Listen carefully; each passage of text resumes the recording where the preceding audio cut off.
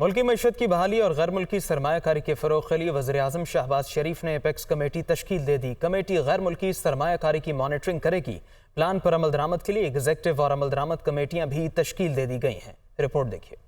ملکی معیشت کی بحالی کا بڑا عزم، بڑے فیصلے۔ وزیراعظم کی سربراہی میں ایپیکس کمیٹی کی تشکیل، آرمی چیف اور عسکری حکام بھی کمیٹی میں شامل۔ سعودی عرب، UAE، قطر اور بحرین پاکستان میں بھاری سرمایہ کاری کے لیے تیار۔ ایپیکس کمیٹی غیر ملکی سرمایہ کاری کی مانیٹرنگ کرے گی۔ پلان پر عمل درآمد کے لیے ایگزیکٹو اور امپلیمنٹیشن کمیٹیاں بھی تشکیل دے دی گئی۔ ایپیکس کمیٹی میں وزیر خزانہ، وزیر منصوبہ بندی، وزیر دفاع، وزیر دفاعی پیداوار شامل ہیں۔ وفاقی وزیر فوڈ سیکیورٹی، وزیر انفارمیشن ٹیکنالوجی اور وزیر پیٹرولیم بھی کمیٹی کا حصہ ہوں گے۔ ذرائع کے مطابق ایپیکس کمیٹی ملک میں بیرونی سرمایہ کاری کے لیے فریم ورک تیار کرے گی اور پاکستان میں سرمایہ کاری میں دلچسپی رکھنے والے ممالک کے لیے سہولت کاری کرے گی۔ ذرائع کے مطابق ایپیکس کمیٹی آئندہ 3 سال میں غیر ملکی سرمایہ کاری کو یقینی بنانے کے علاوہ اسپیشل انویسٹمنٹ فیسیلیٹیشن کونسل کے فیصلوں پر عمل درآمد بھی کروائے گی۔ ایگزیکٹو کمیٹی کی سربراہی وفاقی وزیر منصوبہ بندی، جبکہ امپلیمنٹیشن کمیٹی کی سربراہی وزیر اعظم کے معاون خصوصی کریں گے۔ ایپیکس کمیٹی کا اجلاس ہر 3 ماہ بعد ہوا کرے گا۔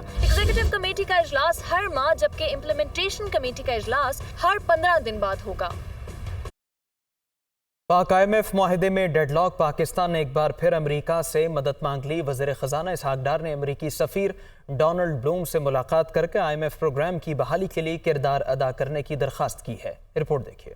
IMF سے معاہدہ ختم ہونے میں صرف 9 روز باقی۔ IMF سے معاہدے کے لیے سفارتی محاذ پر بھی کوششیں تیز۔ وزیر خزانہ اسحاق ڈار کی پاکستان میں امریکی سفیر ڈونلڈ بلوم سے ملاقات۔ IMF سے ڈیڈ لاک ختم کروانے میں کردار ادا کرنے کی درخواست۔ وزارت خزانہ کے مطابق وزیر خزانہ اسحاق ڈار نے امریکی سفیر کو ملک کی موجودہ معاشی صورتحال اور IMF سے تعطل کے شکار معاہدے بارے میں آگاہ کیا۔ ذرائع کے مطابق امریکی سفیر نے وزیر خزانہ کو تعاون کی یقین دہانی کروائی اور کہا کہ وہ IMF سے پروگرام کی بحالی کے لیے بات چیت کریں گے۔ ذرائع کے مطابق معاشی ٹیم اب تک IMF کے ایکسٹرنل فائنینسنگ اور بجٹ پر تحفظات دور کرنے میں کامیاب نہ ہو سکی۔ وزیر خزانہ اسحاق ڈار نے گزشتہ دنوں برطانوی وزیر مملکت اینڈریو مچل سے ورچوئل بات چیت کے علاوہ پاکستان میں مختلف ممالک کے سفیروں سے بھی ملاقاتیں کی اور IMF سے معاہدے کے لیے مدد کی درخواست کی۔ پاکستان اور IMF کے درمیان موجودہ معاہدہ ختم ہونے میں صرف 9 روز باقی رہ گئے ہیں۔ وفاقی حکومت نے چین کے لیے مختلف مصنوعات کی برآمدات کو ریگولیٹ کرنے کا فیصلہ کیا ہے۔ وزیر اعظم شہباز شریف نے سمری وفاقی کابینہ میں پیش کرنے کی منظوری دے دی ہے۔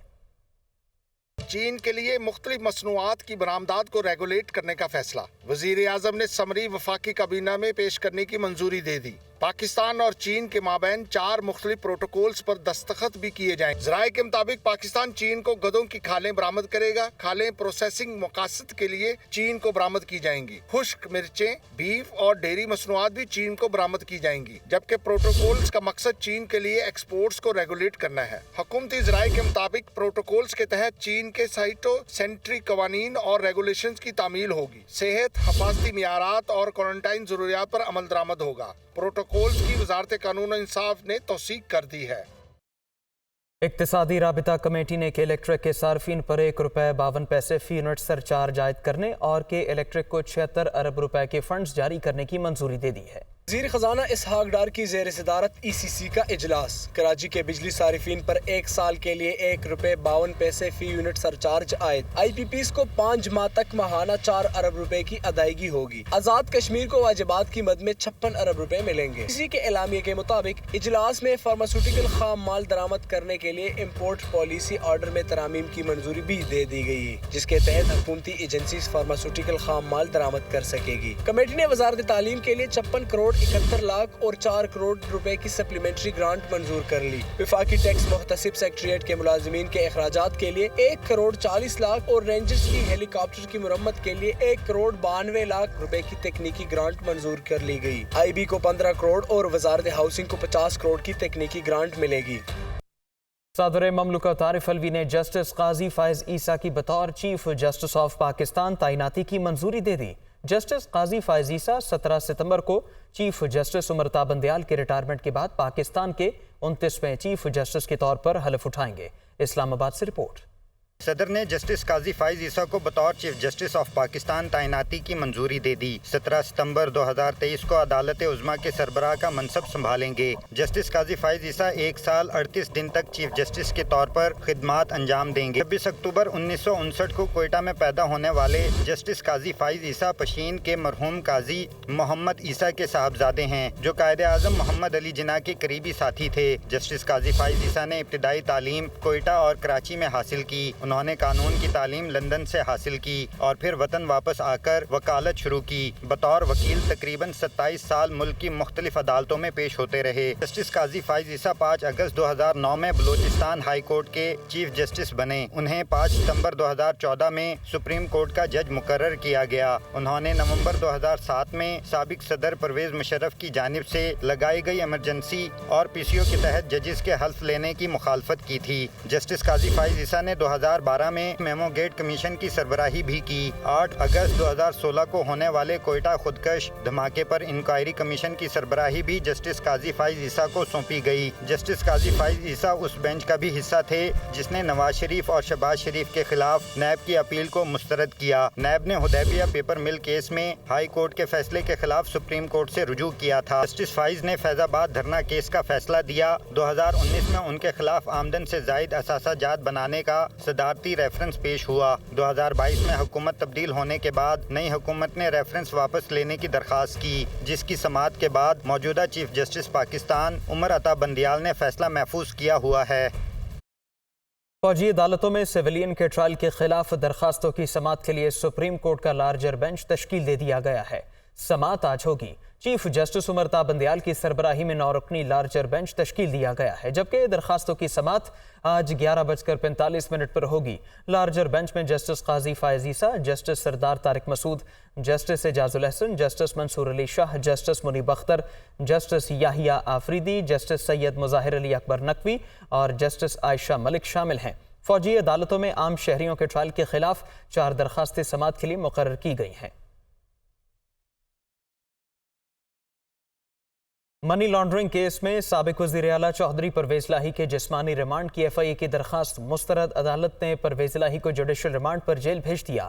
لاہور سے ابو بکر طارق کی رپورٹ۔ منی لانڈرنگ کیس میں FIA نے سابق وزیر اعلیٰ پنجاب پرویز الہی کو ضلع کچہری کی عدالت میں پیش کیا۔ Judicial magistrate Ghulam Murtaza work نے سماعت کی۔ FIA کی جانب سے عدالت کو بتایا گیا کہ پرویز الہی نے کروڑوں روپے کی منی لانڈرنگ کی، جس کے ٹھوس شواہد موجود ہیں۔ عدالت سے 14 روزہ جسمانی ریمانڈ کی استدعا کی گئی۔ عدالت میں چودھری پرویز الہی کے وکیل نے کہا کہ پرویز الہی کے خلاف FIA حکام کوئی ثبوت پیش نہیں کر سکے۔ مقدمے کی تفتیش پہلے ہی کر لی گئی ہے اور انکوائری بھی بند کی جا چکی ہے۔ عدالت میں پرویز الہی نے روسٹرم پر آ کر بات کرنے کی اجازت مانگی تو عدالت نے ان کو بولنے کا موقع فراہم کر دیا۔ پرویز الہی نے کہا کہ مجھے جیل میں کوئی بھی سہولت فراہم نہیں کی جا رہی، پچھلی سماعت پر بھی یہی کپڑے پہنے ہوئے تھے اور اب بھی یہی کپڑے ہیں۔ FIA حکام ہائی کورٹ کی حکم عدولی کر رہے ہیں، ان کے خلاف کارروائی ہونی چاہیے۔ عدالت نے وکلاء کے دلائل سننے کے بعد جسمانی ریمانڈ کی FIA کی درخواست مسترد کر دی اور پرویز الہی کو 14 روزہ جوڈیشل ریمانڈ پر جیل بھیج دیا۔ الیکشن کمیشن نے قومی اور صوبائی اسمبلی کے انتخابات کے لیے ڈرافٹ پولنگ سکیم تیار کر لی۔ ملک بھر میں 93,371 پولنگ اسٹیشن قائم کیے جائیں گے۔ پریزائڈنگ افسران اور پولنگ افسران کی فہرستیں بھی تیار کر لی گئیں۔ رپورٹ دیکھیے۔ ملک میں عام انتخابات کی تیاریاں، قومی اور صوبائی اسمبلی کے انتخابات کے لیے ڈرافٹ پولنگ سکیم تیار۔ ملک بھر میں 93,371 پولنگ اسٹیشن قائم کیے جائیں گے۔ انتخابات سے 2 ماہ قبل DROs، ROs اور AROs کی تعیناتی ہوگی۔ الیکشن کمیشن ذرائع کے مطابق عام انتخابات کے لیے پنجاب میں 49,871 پولنگ اسٹیشن قائم ہوں گے۔ پنجاب میں 14,960 پولنگ اسٹیشن انتہائی حساس، جبکہ 9,974 پولنگ اسٹیشن حساس قرار دیے گئے ہیں۔ KP میں 15,708 پولنگ اسٹیشن قائم کیے جائیں گے، جن میں سے 4,296 پولنگ اسٹیشن انتہائی حساس اور 6,549 حساس قرار دیے گئے ہیں۔ سندھ میں 19,348 اور بلوچستان میں 5,015 پولنگ اسٹیشن قائم ہوں گے۔ سندھ میں 4,823 پولنگ اسٹیشن انتہائی حساس، 14,525 حساس قرار دیے گئے ہیں۔ بلوچستان میں 2,083 پولنگ اسٹیشن انتہائی حساس، 2,068 حساس قرار دیے گئے ہیں۔ اسلام آباد میں 1,041 پولنگ اسٹیشن بنائے جائیں گے۔ وفاقی دارالحکومت میں 326 پولنگ اسٹیشن انتہائی حساس، جبکہ 221 حساس قرار دیے گئے ہیں۔ یونان کشتی حادثے کے بعد پاکستان کے مختلف شہروں میں انسانی اسمگلرز کے خلاف کریک ڈاؤن جاری ہے۔ گجرانوالہ میں اب تک 13 ملزمان گرفتار ہو چکے۔ FIA لاہور زون نے ایک انسانی اسمگلر کو گرفتار کر لیا۔ فیصل آباد میں 3 مقدمات درج کر کے کارروائی شروع کر دی گئی ہے۔ متاثرہ فیملیز کے DNA سیمپلز لینے کا کام بھی جاری ہے۔ کشتی حادثے میں سینکڑوں افراد کی ہلاکت کے بعد FIA متحرک مختلف شہروں میں کریک ڈاؤن۔ گجرانوالہ ریجن میں درج مقدمات کی تعداد 31 ہو گئی۔ 23 مقدمات FIA تھانہ گجرانوالہ اور 8 گجرات میں درج کیے گئے۔ گجرانوالہ میں اب تک 13 انسانی اسمگلرز کو گرفتار کیا جا چکا ہے۔ FIA لاہور زون نے ایک انسانی اسمگلر کو گرفتار کر لیا۔ ملزم ظفر اقبال کا تعلق گجرات سے ہے۔ FIA لاہور زون کی طرف سے اب تک 16 ملزمان گرفتار کیے گئے ہیں۔ فیصل آباد میں بھی FIA حکام نے 3 مقدمات درج کر لیے ہیں۔ مقدمات حادثے میں جاں بحق 3 نوجوانوں کے ورثہ نے درج کرائے جن کا تعلق نواحی علاقوں سے ہے۔ حادثے میں جاں بحق افراد کی شناخت کے لیے DNA سیمپل لیے جانے کا سلسلہ بھی جاری ہے۔ اب تک 108 متاثرہ خاندانوں کے DNA سیمپلز حاصل کیے جا چکے جو یونان بھجوائے جائیں گے۔ ادھر یونان میں پکڑے جانے والے 3 پاکستانیوں کو رہا کر دیا گیا۔ مقامی حکام نے جانچ پڑتال کے بعد ان کو رہا کیا ہے اور انہیں پاکستان ڈیپورٹ نہیں کیا جائے گا۔ انسداد دہشت گردی عدالت نے جناح ہاؤس پر حملے میں ملوث 180 ملزمان کی درخواست ضمانت پر فیصلہ مؤخر کر دیا۔ سانحہ 9 مئی میں ملوث ملزمان عدم شناخت اور عدم ثبوت پر رہائی بھی پانے لگے۔ جیلوں میں قید ملزمان کی تعداد صرف 1049 رہ گئی۔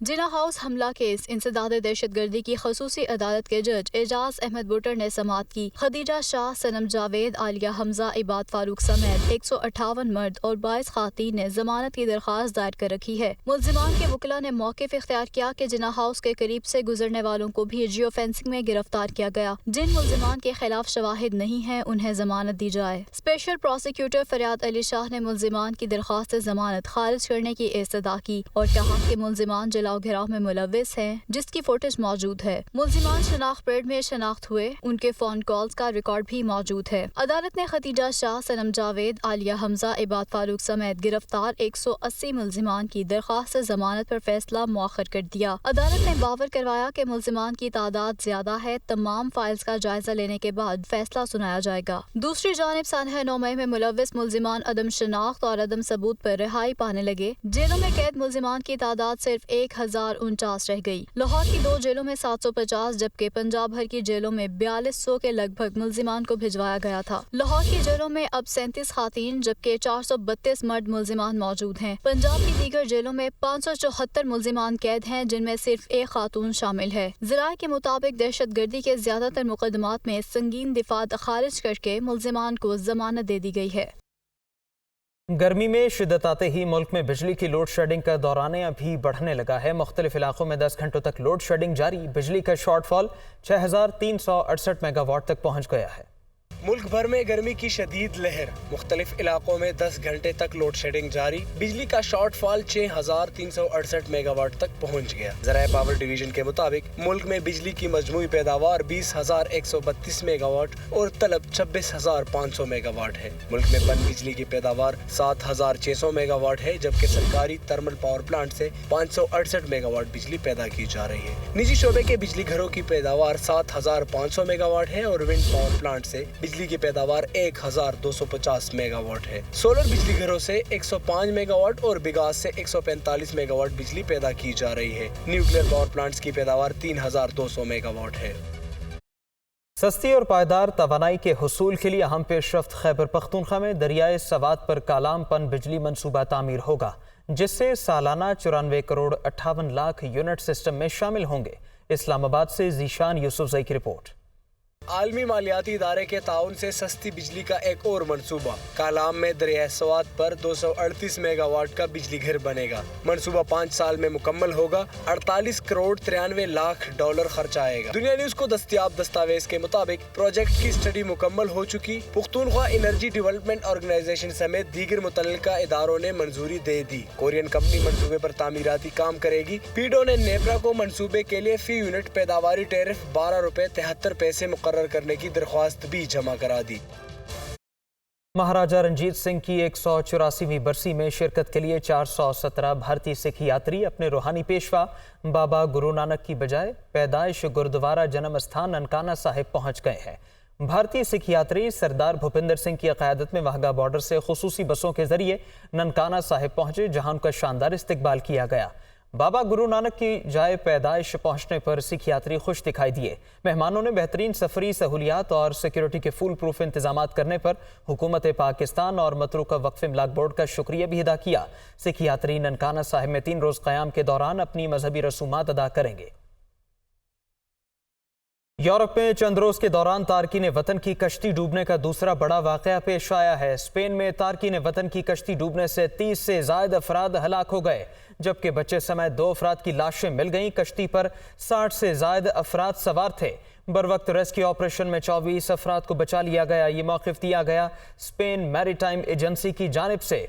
दूसरी जानबों ने कहा कि डूबने वालों की तलाश के लिए रेस्क्यू ऑपरेशन जारी है। खुले समुद्र में कश्ती खराब होने से हादसा पेश आया है। वाज़ेह रहे कि 14 जून को यूनान में तारकीन वतन की कश्ती उलटने से सैकड़ों पाकिस्तानी जान से गए, जिनमें 300 पाकिस्तानी भी शामिल हैं।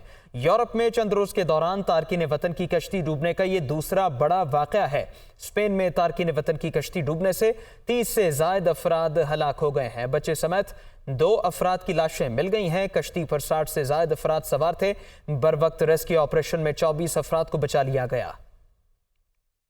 रवा माह 5 जून से अब तक ओपन मार्केट में डॉलर 22 रुपए सस्ता हो गया। आवाम के लिए डॉलर 290 रुपए का हो गया। दूसरी जानिब स्टॉक मार्केट में शेयर्स बेचने वालों का पलड़ा भारी रहा और इंडेक्स आज मनफी जोन में बंद हुआ। डीलर्स के मुताबिक क्रेडिट कार्ड की अदायगियों का बोझ ओपन मार्केट से बैंकों को मुंतकिल किए जाने से डॉलर की मांग कम हुई है और ईद कुर्बा के मौके पर तरसीलात ज़र बढ़ने से रुपया ओपन मार्केट में मुस्तहकम हो रहा है। आज भी ओपन मार्केट में डॉलर मजीद 1 रुपए सस्ता होकर 290 रुपए का हो गया। इसके अलावा इंटर बैंक में भी डॉलर 24 पैसे कमी से 286 रुपए 97 पैसे पर बंद हुआ। डीलर्स का कहना है कि इम्पोर्ट के लिए बैंकों की जानिब से डॉलर की फराहमी मुश्किल से हो रही है, जिससे रुपये की कदर को सहारा मिल रहा है। तज्जियाकारों का कहना है कि जब तक बरामदात और बैरूनी सरमायाकारी में इजाफा नहीं होगा, रुपए की कदर में पायदार इस्तेहकाम मुमकिन नहीं। दूसरी जानिब स्टॉक मार्केट में 432 पॉइंट्स कमी हुई और इंडेक्स 40,220 पॉइंट्स पर बंद हुआ। ब्रोकर्स का कहना है कि रोल ओवर वीक के बाइस मार्केट में शेयर्स की फरोख्त का रुझान ज्यादा है।